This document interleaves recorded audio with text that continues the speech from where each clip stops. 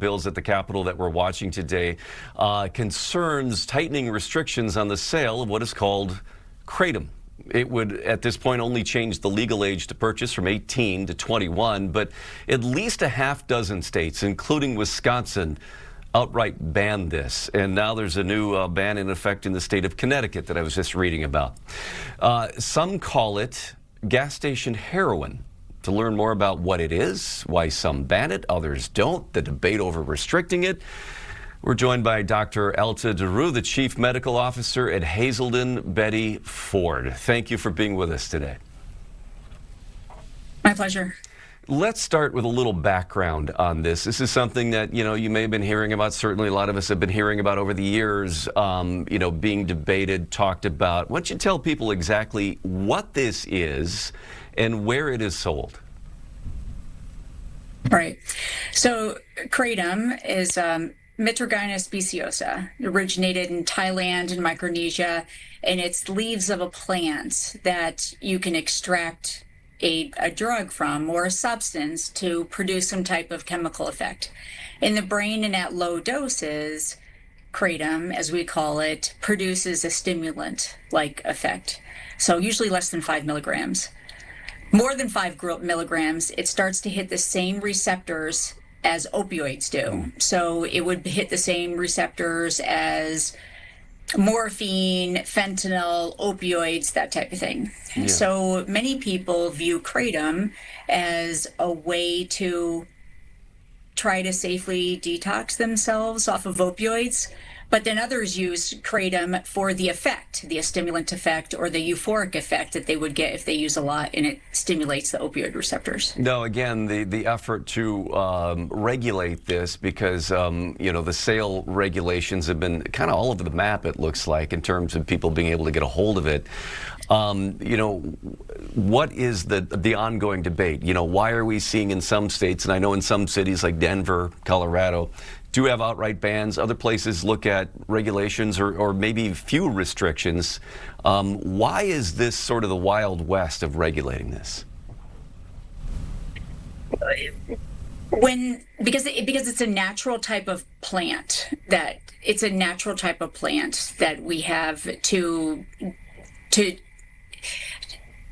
get some type of effect for a person. So it's a supplement at this point. It doesn't have any medicinal value. So when something is a supplement, it's hard to regulate.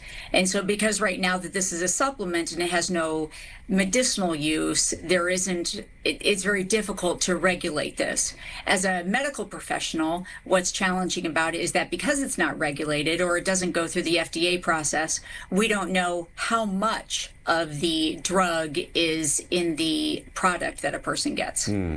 So what has led then in other states to have outright bans? Here there's a bill talking about raising the age of legal, being able to legally purchase to 21. Again, vastly different things. I guess, how have you been involved in, what do you advocate for as an expert in addiction services and recovery and treatment? What do you advocate for in terms of the regulations and restrictions around this?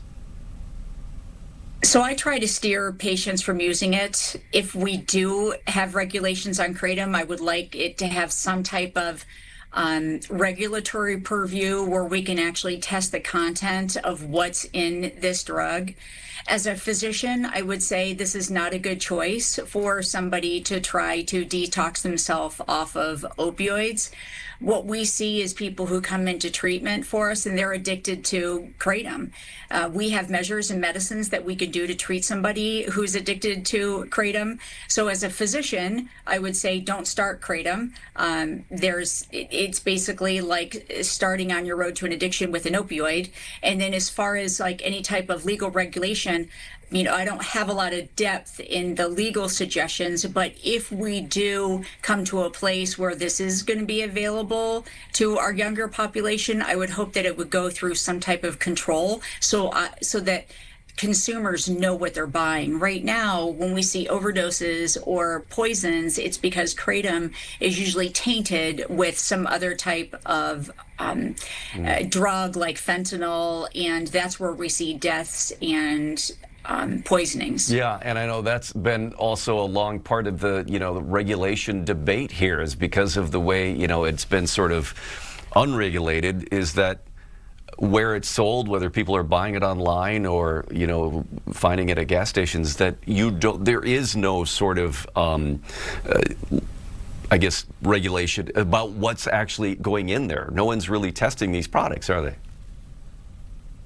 Right. And where you can buy it is at these specialty tobacco products. And in 2023, there was a survey nationally of all these specialty products, or these specialty tobacco shops that you see around the city, usually in strip malls, and about 75% of them did carry Kratom. So right next to your kid's tutor and right next to where you get your hair done, there is going to be a smoke shop. And in that smoke shop, 75% of the time, they're going to be selling Kratom. And they are emboldened to actually advertise it through their windows. To somebody who's unsuspecting, it may seem like some herbal supplement, but really there's much more underlying sinister effects with it, other than the bright colors that you see in the packaging. Okay. Well, thank you for explaining that to us and the debate here. And again, the bill that we saw on the docket for today would simply raise the legal purchase age to 21 from 18. And it sounds like from what you're saying, there's good reason that other places have just gone much further than that. Let me ask one last question then. Do you have concerns that just raising the legal age to 21 is not enough? I do have concerns. I do. I have school-age children in the area, much like all of the viewers do. And when I think about, my child could have access to this, but it doesn't have all of the warnings associated with it, and they don't know what they're getting into. That's still a very young, developing mind that could be damaged by this. So I would love to see even a more stringent approach. Okay. Thank you so much for your time, Dr. Alta Deroo from the Hazelden Betty Ford. You are the Chief Medical Officer there. Thanks for explaining this, because again, it's a term that we've heard about for over the years, and it gets a little bit muddled about exactly what it is and what to do about it. So appreciate your expertise. Thank you. All right.